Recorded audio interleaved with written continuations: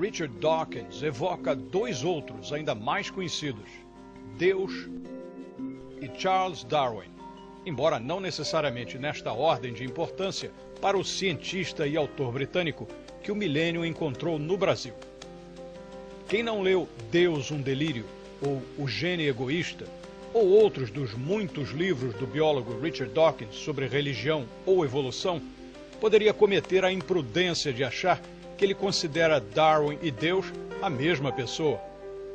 Mas quem conhece a obra do ex-professor de Oxford, nascido no Quênia, sabe que ele considera essa mistura um pecado, ou melhor, um mal entendido, porque pecado não é palavra no vocabulário dele.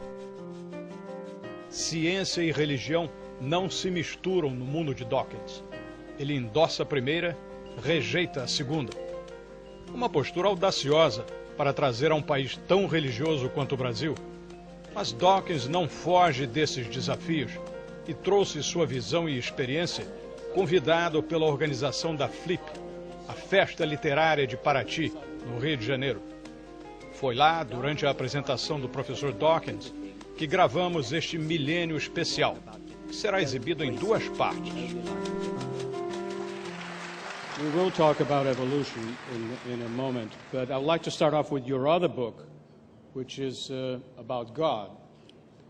And this book has been translated in 31 different languages.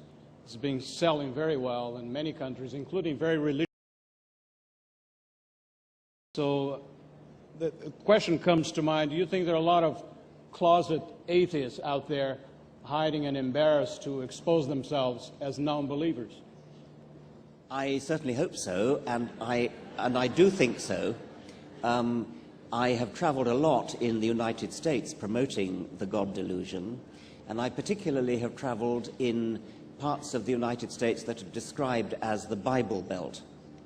And so I was expecting to get a somewhat mixed reception, but in the event, everywhere I went, I got huge audiences, enormously enthusiastic, thousands of people, all apparently agreeing with me that there is no God and we'd be better off not believing in one. And I think that exactly as you say, there are lots and lots of closet atheists who, at least in the United States, have never really dared to stand up and say that's what they are. So when I go to a place like Oklahoma, which is said to be a very religious state, 3,000 people showed up in one hall, and they stood up at the end, and I looked at each other, and they realized I'm not alone. There are others like me, even in Oklahoma. Or even in Brazil, you could say. Where do you find the strongest resistance to your ideas, if not geographically, like Oklahoma and the Bible Belt, intellectually? Where do you find the challenge? Well, I shouldn't leave you with the impression that I got no resistance in Oklahoma, by the way. There was a congressman in Oklahoma who tried to get banned and tried to censure the University of Oklahoma for inviting me. So there was opposition from politically powerful forces. Serious opposition, I don't think there is a hell of a lot of serious opposition.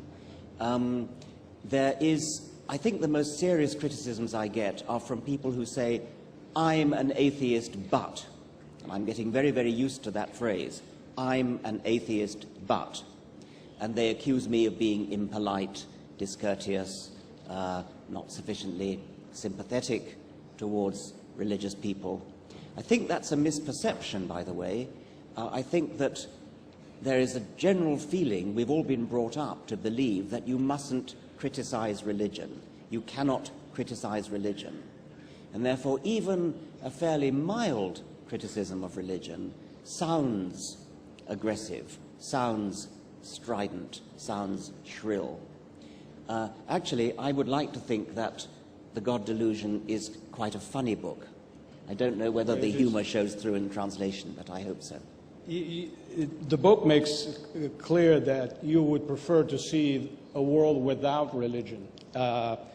But then the argument comes from many people who say, well, how about the relief that religion provides to many people, like people who have lost their loved one and think, well, at least I can meet them and on the other side. Yes.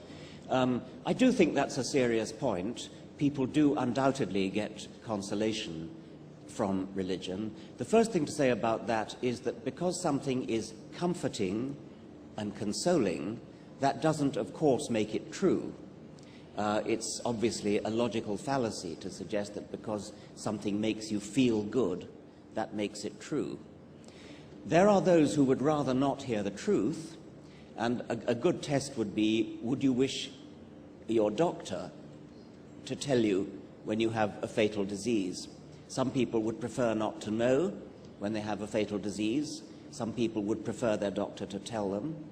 And doctors often make a judgment whether they're dealing with the kind of patient who needs to know the truth or the kind of patient who would prefer not to know the truth. So I think it's rather an analogous case. I don't think you could ever say that it would be a justification for not writing a book, the fear that somebody might be upset about it. If you're going to be upset about reading my book, don't read it. How about the side argument that people say that is another plus of religion, is the fact that it has inspired magnificent works of art through the ages, you know, from the Sistine Chapel to the music of Bach, and I know you're a fan of Bach, and so do you think the inspiration is an important factor? Yes.